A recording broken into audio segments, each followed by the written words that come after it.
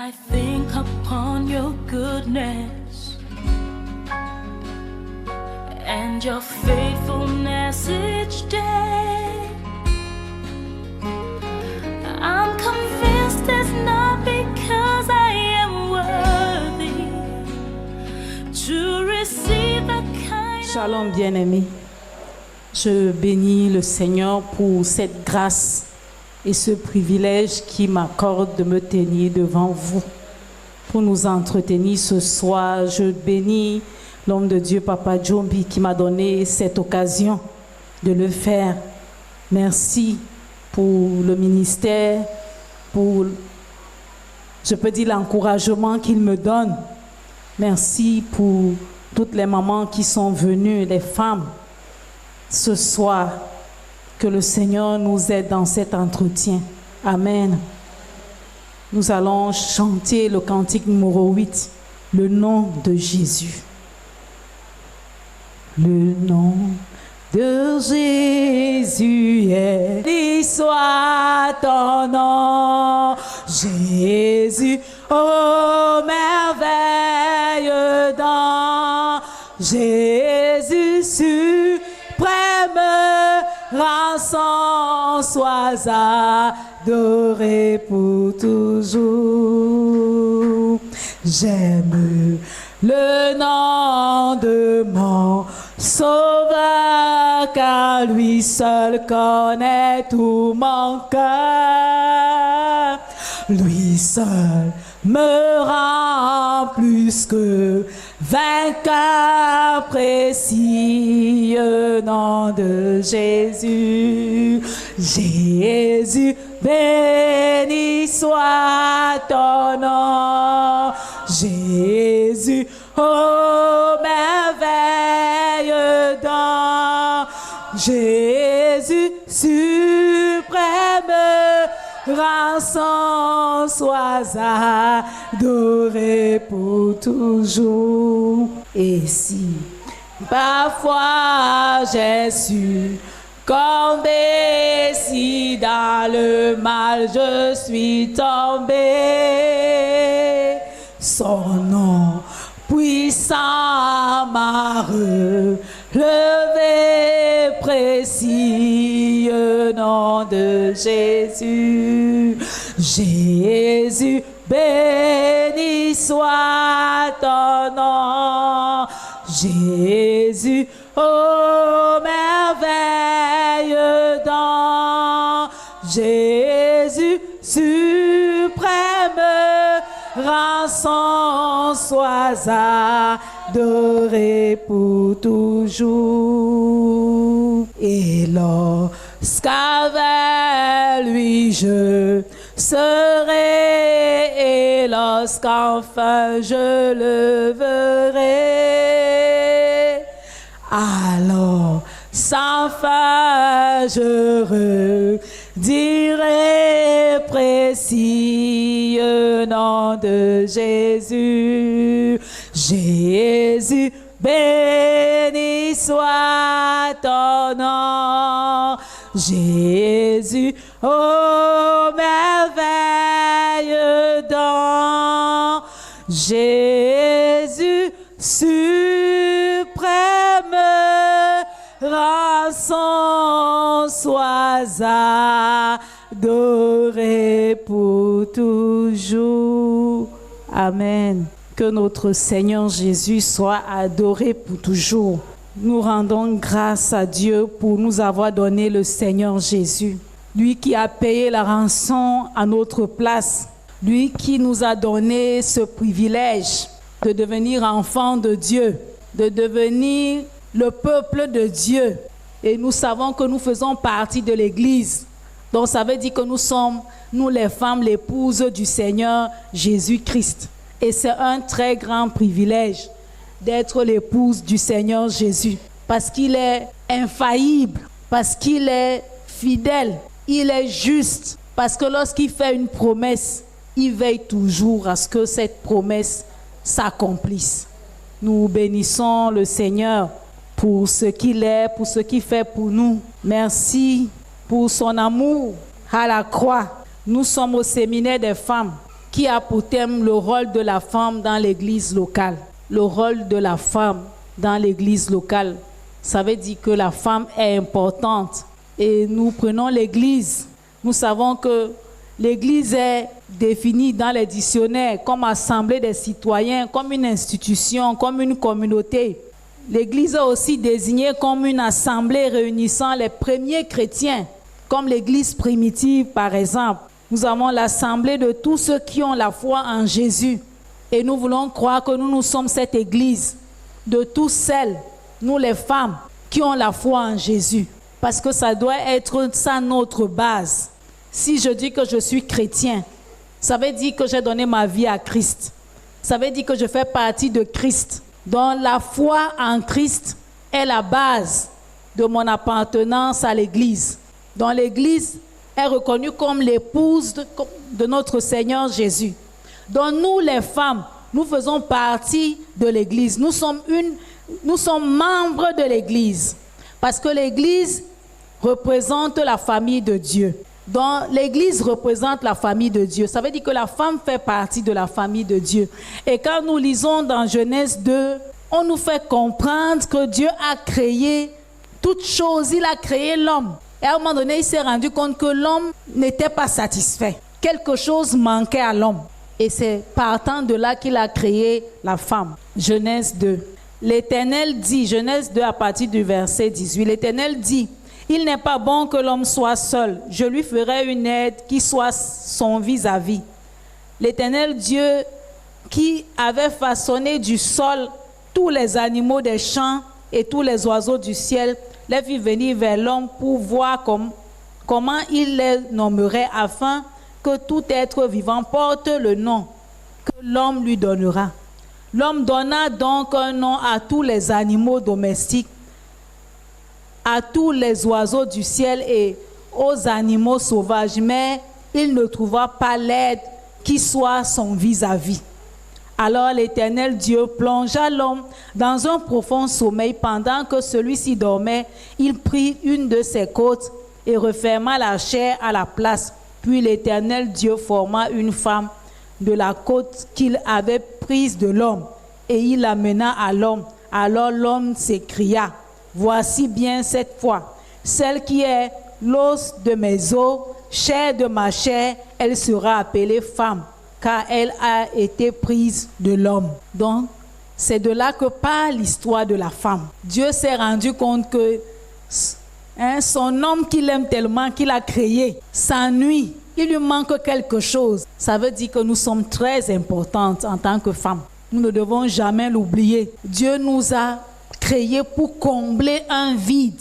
Donc Dieu a créé la femme pour combler le vide. Et nous allons nous rendre compte que si nous lisons, partant de l'homme et de la femme, Dieu a créé la femme. Donc, et la famille, c'est la cellule de base de la société. L'homme et la femme. Partant de l'homme et la femme, nous avons une famille qui est établie. Après, nous aurons des enfants. La femme a sa place capitale. Elle est l'aide de l'homme. Donc, elle est venue pour aider l'homme. Nous, les femmes, nous sommes les épouses des hommes. Et comme l'Église est l'épouse de Christ, nous avons cette place d'épouse à l'Église. Ça veut dire que ce que je fais à la maison, que je joue comme rôle de femme, je dois transporter cela à l'Église. Ça veut dire que chaque femme, parce qu'à la maison, j'aime mon rôle que je joue. Ça veut dire qu'à l'église, chaque femme a un rôle. Donc, si tu étais une femme et que tu pensais qu'à l'église, tu n'as pas de rôle, il faut que tu sois, par exemple, la responsable des femmes pour avoir un rôle. Sache que tu es une femme, tu as un rôle à jouer à l'église. Ce n'est pas le titre qui doit nous donner de travailler, mais c'est notre place. Parce que dans une famille, chacun a un rôle à jouer. Le père a son rôle, la femme a son rôle, les enfants ont leur rôle. Dans une famille, chacun fait quelque chose. Personne ne croise les bras. Donc nous devons comprendre que la femme que nous sommes, nous avons un rôle. Nous avons le rôle, on peut définir le rôle comme un devoir, comme les devoirs, le devoir que nous avons. Les femmes n'ont pas seulement les droits, Parce qu'on parle beaucoup, on entend beaucoup les femmes parler des droits de femmes, des droits. Mais nous avons un rôle à jouer. Et la femme chrétienne, parce que nous avons la foi en Christ, nous avons une autre façon de faire les choses. C'est pour cela que dans la famille, si nous lisons dans Colossiens 3, nous allons lire Colossiens 3. S'il vous plaît, j'aimerais qu'on travaille ensemble. Qu'une personne ouvre sa Bible, Colossiens 3, va lire Colossiens 3 de 18 à 15. Une autre, Éphésiens 5, de 22 à 23. Une autre, Tite 2, 3 à 5. Ces trois passages. Colossiens 3, versets 18 à 25. Colossiens 3, 18 à 25. Femmes, soyez soumises à vos maris, comme il convient dans le Seigneur. Maris, aimez vos femmes, et ne vous aigressez pas contre elles.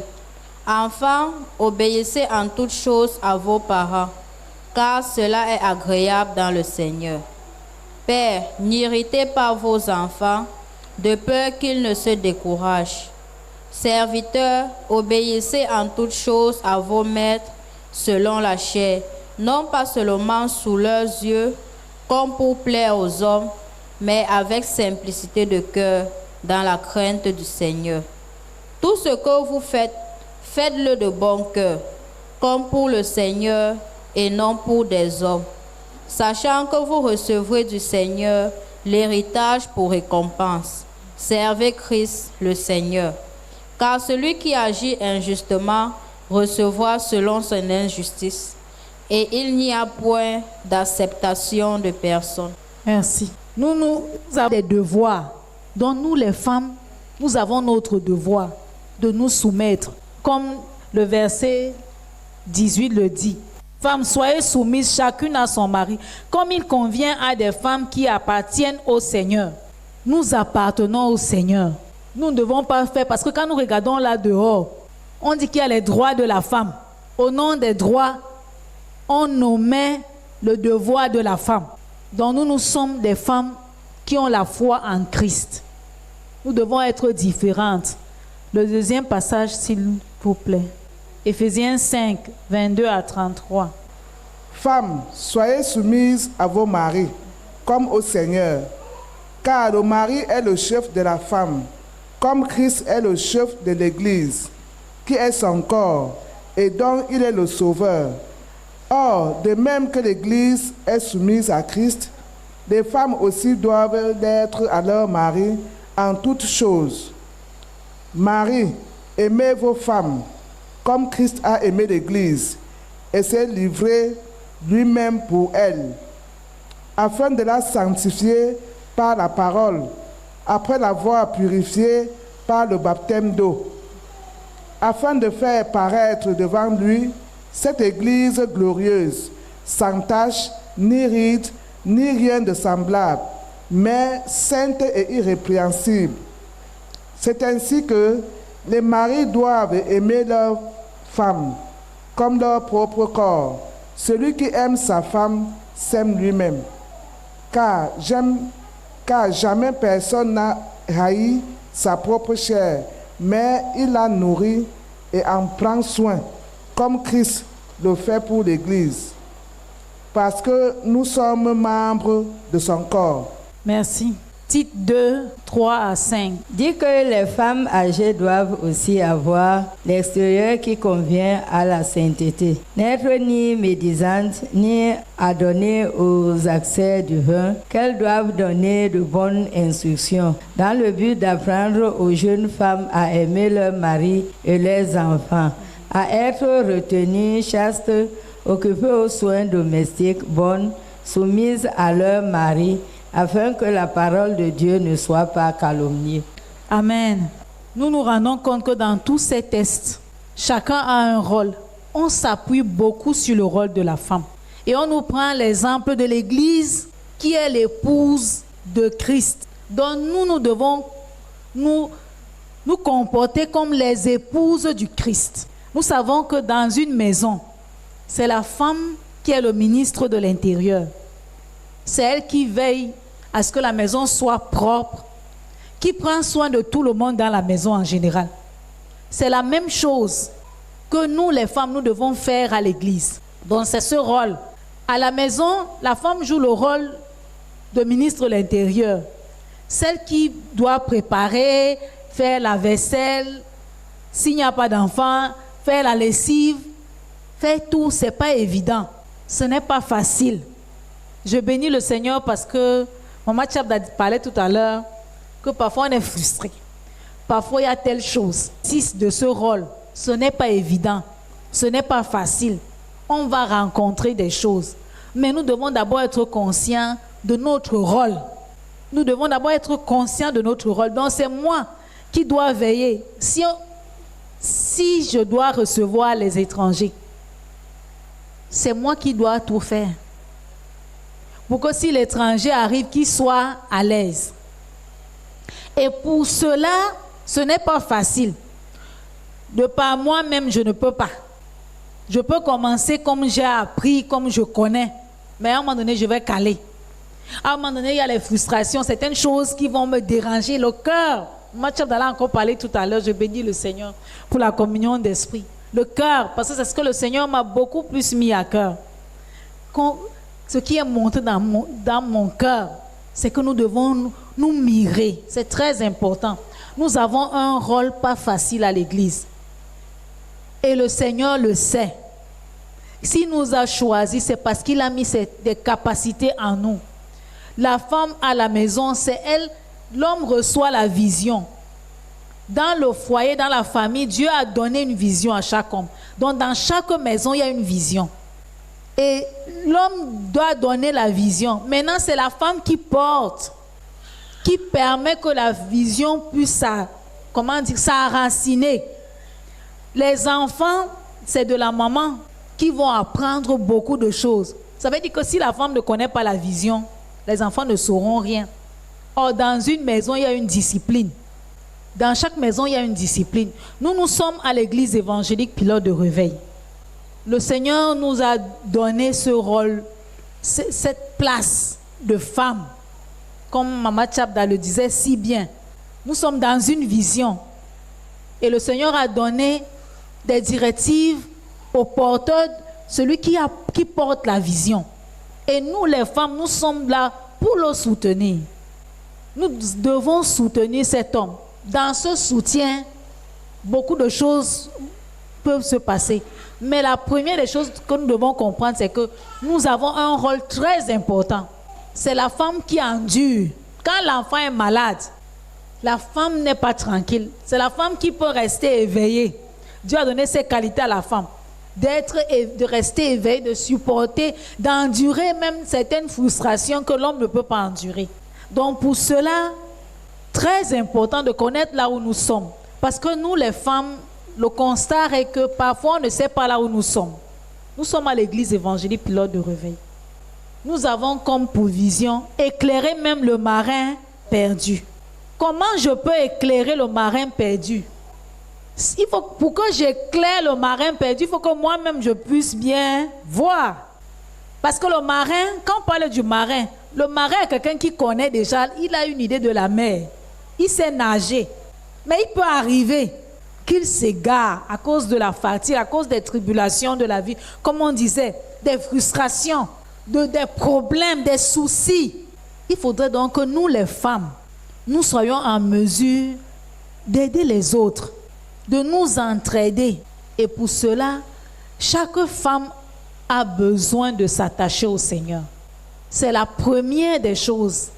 Je peux dire la fondation, la base, en tant qu'enfant de Dieu, en tant que membre, communauté de chrétiens, en tant que des personnes qui ont la foi en Jésus-Christ. Si j'ai la foi en Jésus-Christ, ça veut dire qu'un jour, j'ai décidé de donner ma vie au Seigneur. Je me suis rendu compte que vraiment, je ne vivais pas comme je veux, comme Dieu veut. Je me suis rendu compte que j'ai besoin de quelque chose, il me manque quelque chose. J'ai ressenti un besoin, j'ai goûté à tout, je ne suis pas satisfait.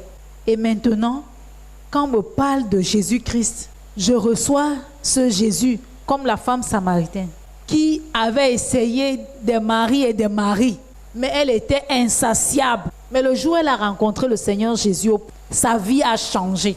Parce qu'elle a reçu quelque chose dont elle avait besoin depuis. Elle allait appeler d'autres personnes. Que venez voir, il y a une personne ici, vraiment qui m'a dit des choses dont nous avons besoin, nous les femmes, pour jouer notre rôle. Je ne veux pas beaucoup m'appesantir sur le rôle parce que je sais qu'il y a d'autres personnes qui vont parler de ça. Mais ce qui m'est beaucoup monté à l'esprit, c'est que nous devons premièrement nous attacher réellement au Seigneur, développer une intimité avec le Seigneur. Donc chaque jour, je dois méditer la parole. Nous avons cette vision qui est éclairée même le marin perdu. Et le Seigneur a donné d'autres instructions à l'homme de Dieu. Dis, lis, prie, jeûne et je t'enseignerai moi-même. Et c'est dans cette intimité que je peux faire ces trois choses. Dans mon intimité, ça veut dire que je prends le temps de prier avec le Seigneur. Je prends le temps de méditer la parole de Dieu.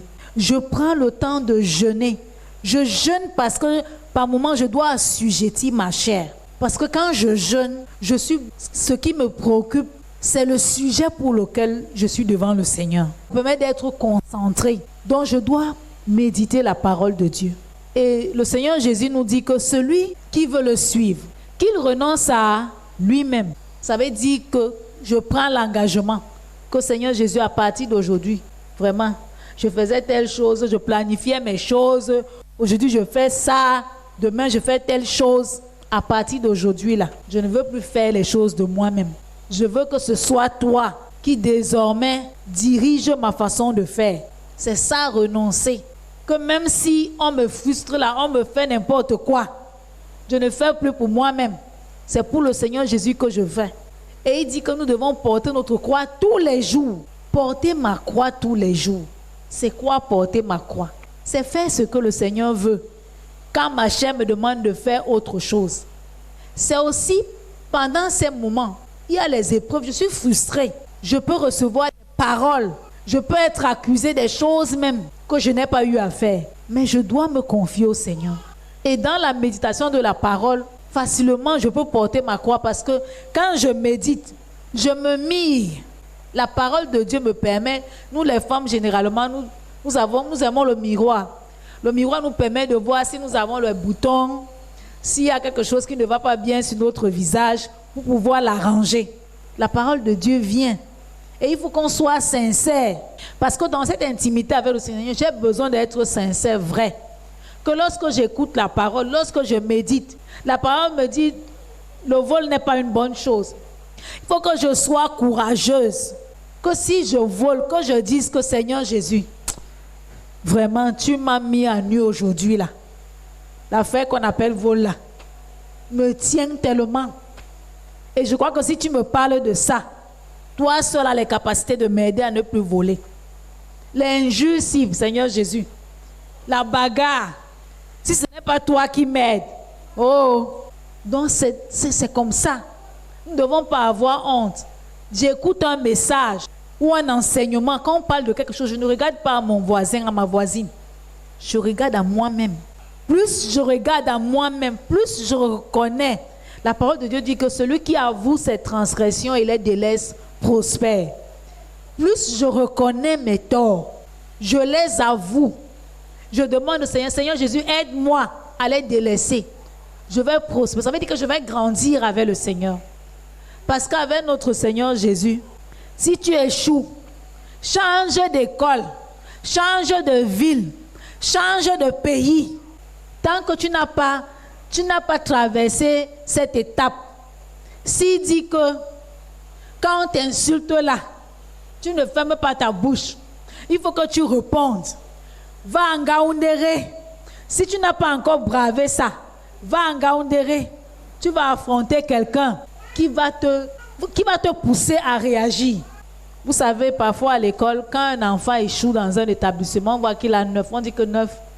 Parfois, tu vas dans un autre établissement, on te dit que non, s'ils sont de tel établissement-là, ils sont trop forts là-bas. Si l'enfant a 9 ici, là, non. Laisse-y pas en classe supérieure, ça va aller. Moi, j'ai eu ça, j'étais en 4e, je devais reprendre la 4e. Je changeais d'établissement. Ma soeur, chez qui je vivais, allait me payer me prendre une place. Quand elle arrive là-bas, on lui dit que non. Elle sort du lycée, sa moyenne là. Il ne peut même pas qu'elle reprenne. Qu'elle est en 3e. Je suis allée en 3e. Mais j'avais des lacunes. Effectivement, j'ai eu des problèmes en 3e. Tout simplement parce que je devais reprendre la 4e parce que je n'avais pas assimilé les choses. En 3e, j'étais perdue. Il a fallu que la 2e année en 3e, je sois dans un autre établissement où vraiment l'enseignement est bien, pour que je me rende compte que là-bas, je dormais. Donc, c'est pour nous dire que nous, les hommes, pouvons faire les choses, mais avec Dieu, on ne blague pas. Dieu ne te laisse pas passer. Tant que tu dois reprendre, va même dans n'importe quel établissement, on te ferme les portes. Tu reprends la classe. Donc, c'est très important, nous, les femmes, intimité avec le Seigneur. C'est important de nous mirer. Nous avons besoin de nous mirer. Parce que nous sommes les femmes. Nous allons travailler ensemble à l'église. Dans ta maison, tu es seule. Tu es le seul capitaine. N'est-ce pas, maman Ekola? Dans ta maison, tu es seule. Mais dans l'église, tu n'es pas seule femme. Il y a des femmes. Et nous avons des caractères différents. Nous avons reçu des éducations différentes. Si nous ne nous laissons pas mouler par le Seigneur, ça ne peut pas marcher entre nous. Donc c'est le moule du Seigneur qui nous permet d'être un. Si nous tous, nous acceptons que le Seigneur nous taille, nous modèle, que quand il t'a formé comme je ne sais pas trop l'orange, quand il regarde, il dit que non, l'orange avec la mandarine, là, ça ne va pas donner, il faut qu'elle soit aussi la mandarine. Donc nous avons besoin, chacune de nous a besoin de passer par le moule du Seigneur. Donc nous avons besoin de développer cette intimité avec le Seigneur. Parce que quand on se heurte dans le service, je suis frustrée. Si je ne vais pas devant le Seigneur, ma frustration va devenir une gangrène pas possible. Et ça va faire pourrir l'église. Par contre, si je vais devant le Seigneur, il va me dire que toi aussi, Christine, tu te plains pourquoi? Toi-même, tu n'as pas fait telle chose. Toi, tu vois seulement l'autre là. Toi-même, tu es juste. Mis-toi. Toi-même, tu es juste. Nous prenons un peu l'exemple de Job. Lorsque Job était dans l'épreuve, à un moment donné, la douleur et ses amis l'ont poussé à délirer. Dieu lui a dit que viens. Quand je faisais les cieux, tu étais avec moi. Comme pour lui dire que viens, alors toi et moi, on échange. Comme tu veux. Parce que c'est très important. Nous tous, chacun a ses faiblesses, chacune a ses tares. Nous avons besoin du Seigneur pour pouvoir vivre ensemble. Sinon, ça ne va pas marcher. Parce que je vais toujours voir que c'est l'autre. Vraiment, elle là. L'autre, si tu te mires, tu vas cesser de regarder à l'autre. Donc, l'intimité avec le Seigneur est très importante. Parce qu'elle me ramène à me mirer. Donc, même si on m'accuse injustement, je sais que ce qu'on dit que j'ai fait là n'est pas vrai. Je ne dois pas murmurer. Je dois aller devant le Père. Parce que lui seul va traiter mon cœur. Il nous demande de garder notre cœur pur et de le garder plus que toute autre chose. Parce que de notre cœur viennent les sources de la vie. Si mon cœur est attristé, il va me rendre malade. Bon, aujourd'hui, il y a beaucoup de problèmes de santé. L'hypertension, nous avons les problèmes de mal d'estomac. Si ce n'est pas un problème lié à l'alimentation, c'est beaucoup plus des problèmes de cœur. Parce qu'on se plaint. Parce que nous sommes des êtres humains. Nous sommes faits de chair. Mes mamans, mes soeurs, nous sommes faits de chair. C'est pour cela que nous avons besoin du Seigneur Jésus. Tous les jours, nous avons besoin de son soutien pour nous aider à tenir. Sinon, on ne peut pas. Même dans nos propres maisons. Regardons avec les enfants.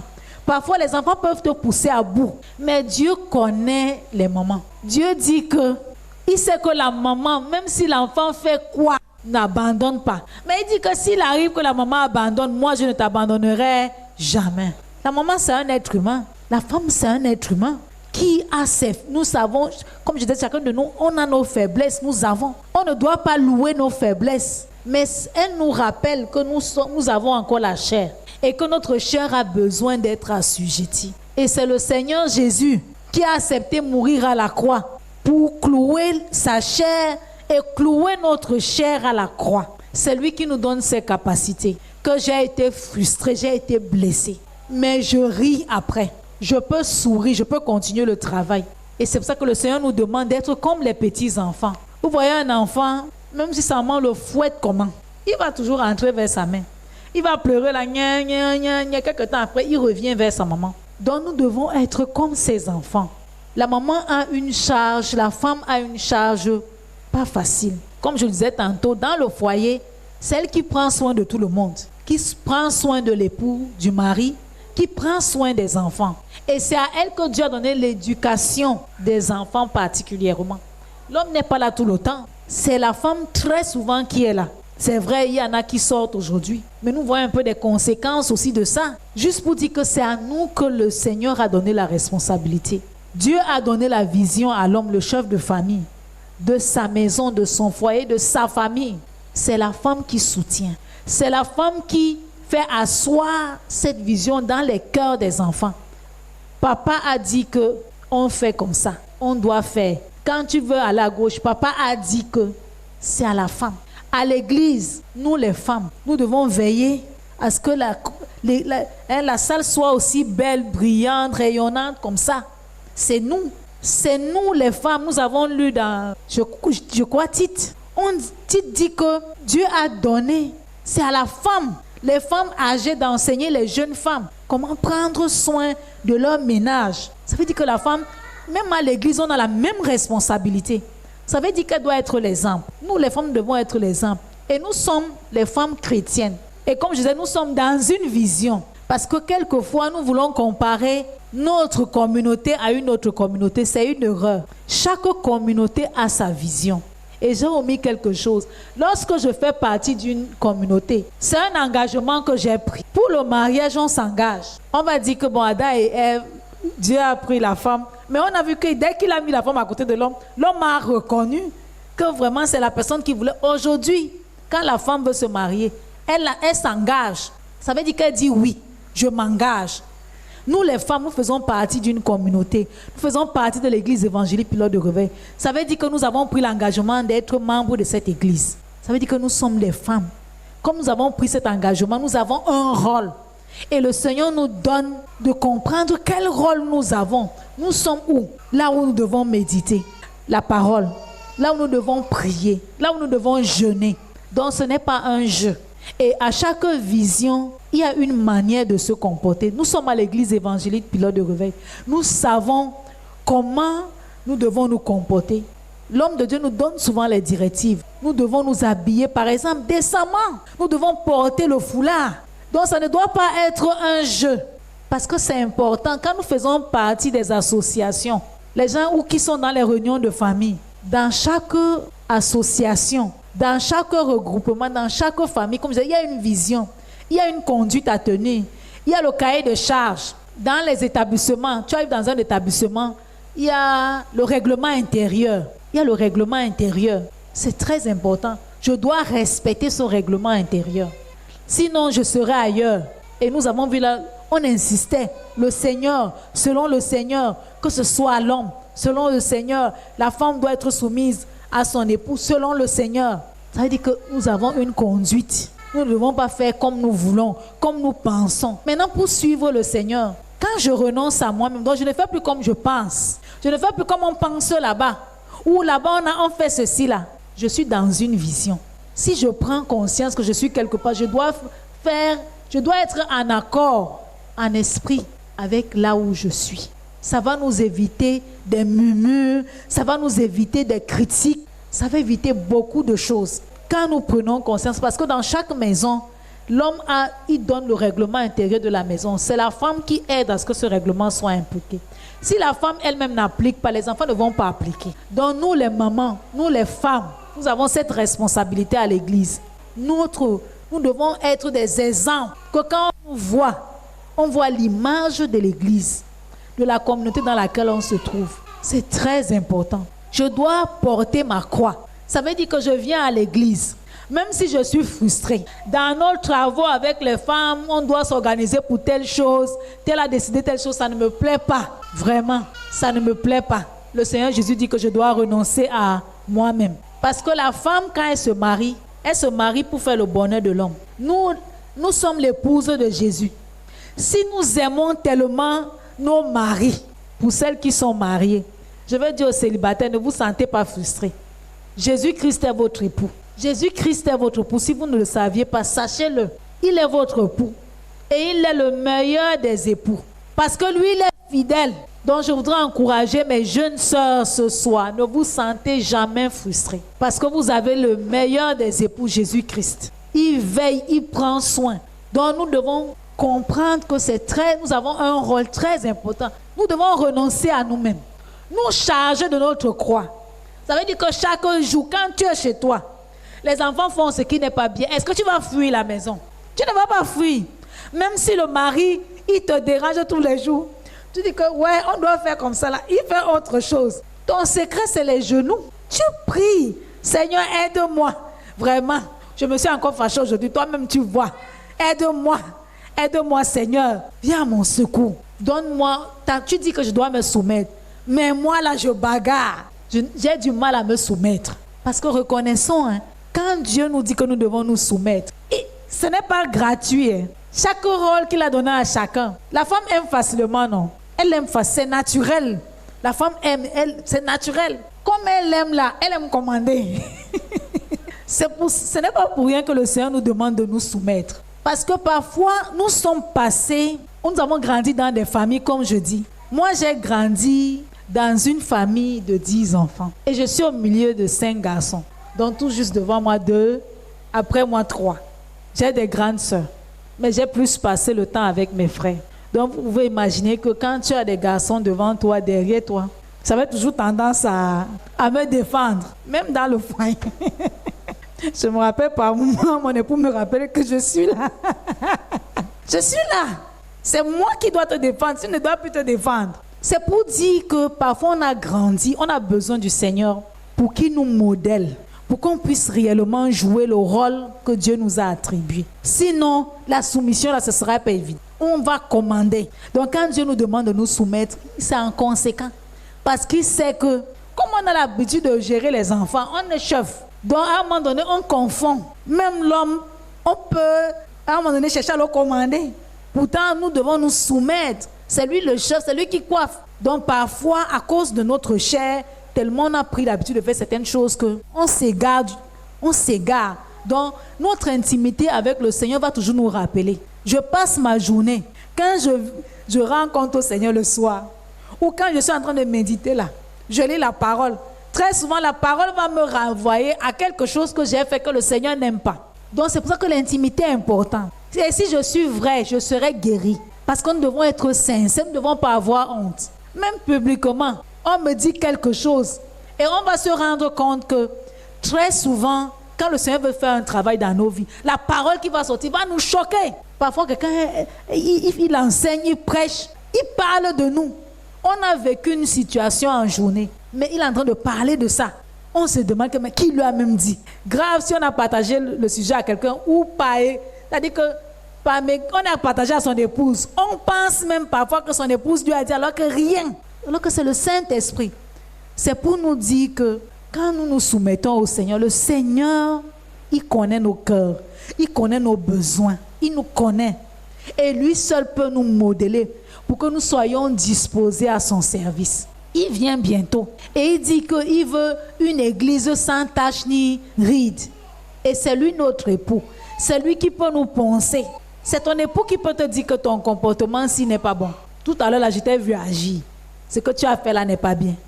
Tu vas te mettre à discuter. Pourtant, c'est vrai ce qu'il te dit. Donc, c'est la même chose. La parole de Dieu est comme un miroir pour nous. Elle nous permet de nous mirer. Et nous devons être vrais. Ne jamais avoir honte. Même si c'est publiquement. Qui me vient là de dire que confesser que Seigneur, j'ai fait. Je ne dois pas avoir honte. Je ne dois pas avoir honte. Même si je partage mon péché. Quelque chose que j'ai eu à faire à quelqu'un, que la personne divulgue. Je ne dois pas avoir. C'est la honte qui nous tue. Nous devons laisser. Parce que c'est une guérison. Vous savez, c'est l'ennemi qui veut qu'on cache. On cache. Et plus on cache, on est rongé. Quand tu sais que quand la sœur Christine ou maman Rose va apprendre ce que j'ai fait là, c'est grave. Si je commence à trembler dans mon cœur, c'est que c'est grave. C'est que c'est mauvais. Je ne dois pas trembler. Que maman Rose apprenne ce que j'ai fait qui n'est pas bien, je ne dois même pas trembler. Parce que si elle apprend, elle va prier pour moi. Je ne dois pas trembler. C'est l'orgueil qui nous empêche de renoncer à nous-mêmes, qui nous empêche de porter notre croix. Pourquoi? Elle ne doit pas faire comme ça là. Parce qu'elle est notre responsable, elle veut nous commander. Non, je ne fais pas. C'est même quoi ça, tout le temps? C'est le commandement. Non, nous devons nous soumettre. Quand il y a quelque chose qui ne va pas, nous devons prier. Le Seigneur va nous aider. Parce que le Seigneur veut une église sans tache ni ride. Le Seigneur veut des femmes sans tache ni ride. Donc nous devons nous charger de notre croix. Faire ce que Dieu veut et non ce que Dieu ne veut pas. J'aime telle chose. Dieu me dit qu'à partir d'aujourd'hui, tu ne dois plus manger ça. Ou tu ne dois plus faire ça. Ça va me faire mal. Et le renoncement, ni se charger de sa croix n'est jamais facile. Notre chair va en souffrir. Et c'est quand notre chair souffre que réjouissons-nous. Parce que c'est la délivrance. C'est la délivrance. Nous devons être à un moment donné, nous devons être à un moment donné insensibles à la chair. On ne doit plus rien nous dire. Aimer ce que nous n'aimions pas. Nous n'aimons pas qui nous fait du mal. Le Seigneur Jésus, quand nous lisons Philippiens 2, à partir du verset 3 jusqu'au verset 11, si quelqu'un peut nous lire Philippiens 2. Mais que l'humilité vous fasse regarder les autres comme étant au-dessus de vous-même. Que chacun de vous, au lieu de considérer ses propres intérêts, considère aussi ceux des autres. Ayez en vous les sentiments qui étaient en Jésus-Christ, lequel, existant en forme de Dieu, n'a point regardé comme une proie arrachée d'être égal avec Dieu, mais s'est dépouillé lui-même, en prenant une forme de serviteur, en devenant semblable aux hommes, et ayant paru comme un simple homme. Il s'est humilié lui-même, se rendant obéissant jusqu'à la mort, même jusqu'à la mort de la croix. C'est pourquoi aussi Dieu l'a souverainement élevé et lui a donné le nom qui est au-dessus de tout nom, afin qu'au nom de Jésus, tout genou fléchisse dans les cieux, sur la terre et sous la terre, et que toute langue confesse que Jésus-Christ est Seigneur, à la gloire de Dieu le Père. Amen. Nous avons vu le Seigneur Jésus. Moi, c'est un passage qui m'a toujours marqué. Lorsque ma chair veut monter là, je dis que le Seigneur Jésus, lui, il était le Seigneur. Il est venu sous la forme humaine. Regardons même avec les disciples, quand ils venaient pour être attaqués, il pouvait envoyer une légion d'anges. Il n'a jamais répondu la violence par la violence. Jamais. Il pouvait à un moment donné dire que non, je suis quand même Dieu. Il a été obéissant jusqu'à la mort sur la croix. Donc chaque jour, que je porte ma croix, me charger de la, renoncer à moi-même, me charger de ma croix, chaque jour. Comme j'ai dit, ce ne sera jamais, si ça n'a pas été facile pour le Seigneur Jésus, combien de fois nous? Ça n'a pas été facile. Mais lui qui était Dieu, il avait un objectif. Il faut que je sauve ce peuple. Nous avons un objectif. Il faut qu'on soutienne l'homme de Dieu. Il faut qu'on soutienne l'Église. Il faut que les choses marchent. Il faut que nos enfants donnent leur vie au Seigneur. Il faut que nos enfants vivent pour le Seigneur, servent le Seigneur. Donc nous devons être les premières personnes à servir pour le Seigneur, servir le Seigneur. Le Seigneur, je te dis que jusqu'à la mort, il était obéissant. Nous connaissons l'histoire, les fouets qu'il a reçus, les injures, on crachait sur lui. Aujourd'hui, ce n'est pas évident, nous les femmes, au milieu de nous, que quelqu'un te lance une mauvaise parole. C'est la catastrophe. Demain, ne viens même plus à l'église, votre église. Vraiment, votre église, ça devient que votre église là. On n'appartient plus à l'église parce que l'autre m'a fait telle chose. Que le Seigneur nous encourage, bien-aimés. Ce n'est pas facile, comme je disais. Mais nous avons besoin, nous tous, chacune de nous. Moi-même, tous les jours, j'ai besoin, comme je disais, ce n'est pas évident. Que parfois, la chair là, ce n'est pas évident, ce n'est pas facile. On passe par les épreuves. Il y a telle chose qui te manque. Seigneur, vraiment, il n'y a que moi que tu as vu. Vous ne pouvez pas me donner des enfants. Mais est-ce qu'il a un enfant prêt? Non. Je dois continuer à servir le Seigneur. Parce que j'ai pris un engagement. Comme je disais, la femme qui se marie, elle s'engage à rendre l'homme heureux. Et la parole de Dieu dit que tant que ça dépend de toi, sois en paix avec les autres. Donc, on n'a pas dit que, bon, femme, il faut que quand ton mari t'aime, que tu sois soumise. On dit que soumets-toi. Donc, nous les femmes, nous avons cette responsabilité à l'église. que même si c'est chaud comment, on doit faire quelque chose. On a les étrangers à recevoir. Il nous faut l'argent pour manger le bon de lait, ou le bon topsy banane, ou le bon condré, ou la sauce jaune avec le taro là, maman Rose. On a besoin d'argent. Il faut que chacune mette la main. Ne néglige jamais ce que tu as. Jamais. Et le Seigneur a enfoui en chacune de nous quelque chose. Quand nous lisons, il y a Dorcas, elle faisait les vêtements. Quand elle est morte, quand les disciples venaient, qu'est-ce qu'on disait seulement? Que vraiment, elle nous a fait telle chose. C'est elle qui nous faisait ceci. Donc, on criait, on s'appuyait sur. Donc, le Seigneur a mis en chacune de nous quelque chose. Plus on est devant le Seigneur, on développe cette intimité, le Seigneur va nous montrer ce qu'il a mis en nous. Et il va travailler ce qu'il a mis en nous. Et on va commencer à voir. Tout le monde va voir des choses que le Seigneur a mis en nous. En chacune de nous, le Seigneur a mis quelque chose. Que personne ne se sente lésé ou méprisé.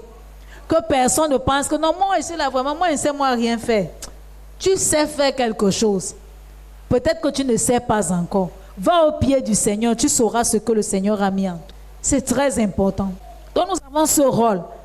Par rapport à l'éducation, quand nous lisons Luc, nous allons lire Luc 2, le rôle de la femme par rapport à l'éducation. Luc 2, versets 34 à 35. Nous allons voir comment, est-ce que quelqu'un peut nous lire? Luc 2, 34 à 30. Siméon les bénit et dit à Marie, sa mère, « Voici, cet enfant est destiné à amener la chute et le relèvement de plusieurs en Israël, et à devenir un signe qui provoquera la contradiction.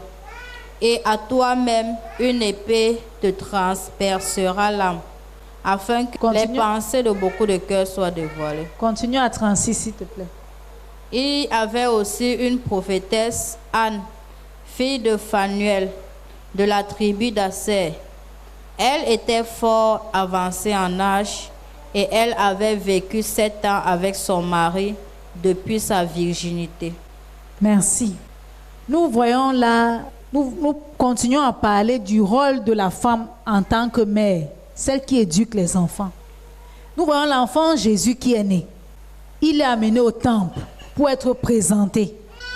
Il est allé avec son père et sa mère. C'est pour qu'on comprenne davantage notre place tellement importante pour l'éducation des enfants. L'enfant vient être présenté. On nous parle là de Siméon qui était un sacrificateur. On dit que l'Esprit l'a amené, quand nous lisons au début, l'Esprit de Dieu qui l'amène au temple au même moment qu'on vient présenter l'enfant. Lui, il était là, le Seigneur Dieu lui avait dit que tu vas voir le Seigneur, celui qui vient sauver. Tu vas le voir. Il a été persévérant. Donc quand nous lisons, on dit qu'il conduit par l'Esprit, il va au temple et il trouve l'enfant. Il s'adresse, il porte l'enfant, il bénit Dieu. Que maintenant, la promesse que tu as eu à me faire, vraiment, elle est déjà réalisée. Mais il parle à la mère. Le père et la mère sont là, mais lui il parle à la mère. Qu'est-ce qu'il dit à la mère? Il raconte à la mère ce qui va se passer avec son fils. Comme pour nous dire que nous sommes les moments, c'est nous qui prions. Nous avons cette charge-là, nous prions, nous intercédons. Nous veillons à ce que les choses marchent bien dans nos maisons, dans l'éducation des enfants. Siméon dit déjà à Marie ce qui va se passer. Parce que Marie, elle a accouché, on lui a dit, elle ne sait pas encore réellement ce qui va se passer. Mais lui prépare déjà Marie par rapport à ce qui va se passer avec son fils. C'est très très important. Excusez-moi, je vais relire. Siméon les bénit et dit à Marie sa mère, « Sache-le, cet enfant est destiné à être pour beaucoup en Israël une occasion de chute ou de relèvement. Il sera un signe qui suscitera la contradiction.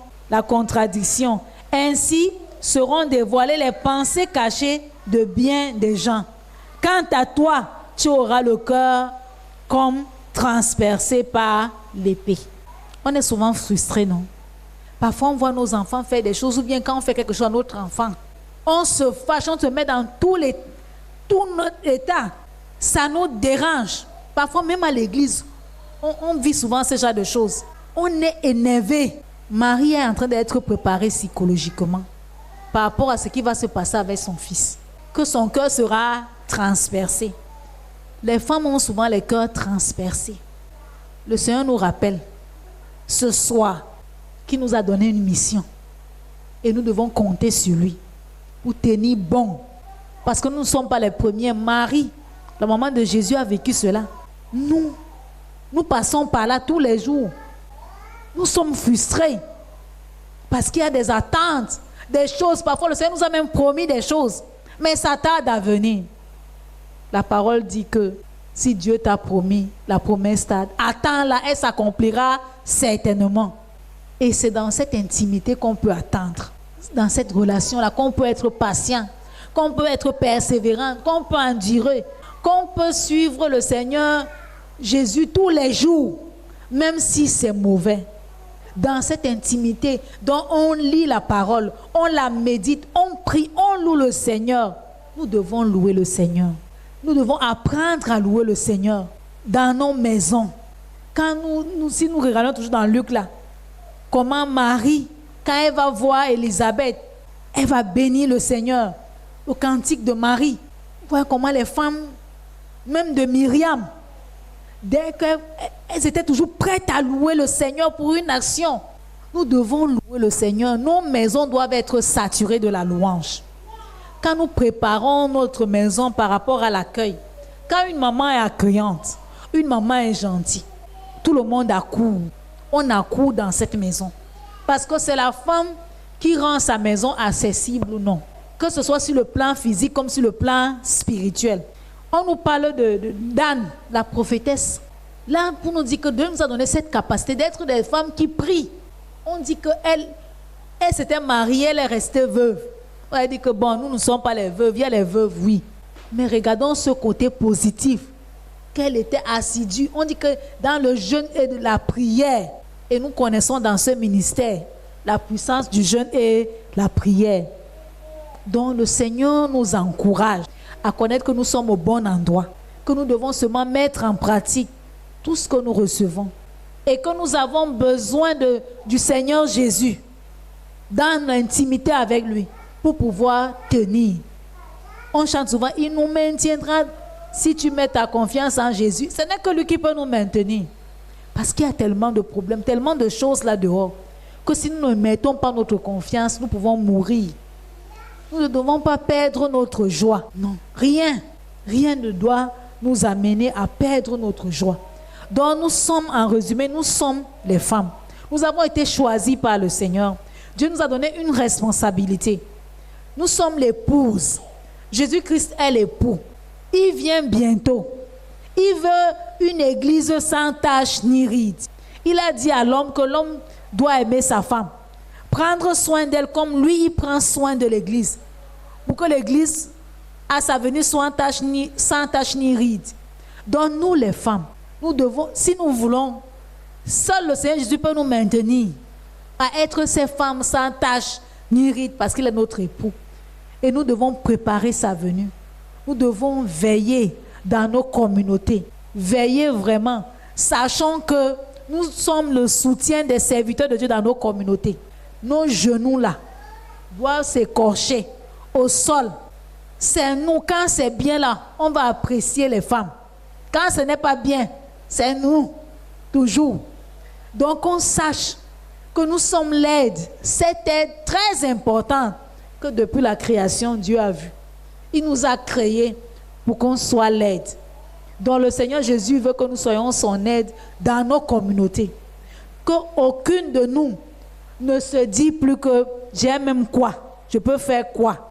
Sache ce soir que tu es une femme, tu as un rôle à jouer dans la communauté, dans l'église où tu te trouves. Que le Seigneur soit honoré. Amen.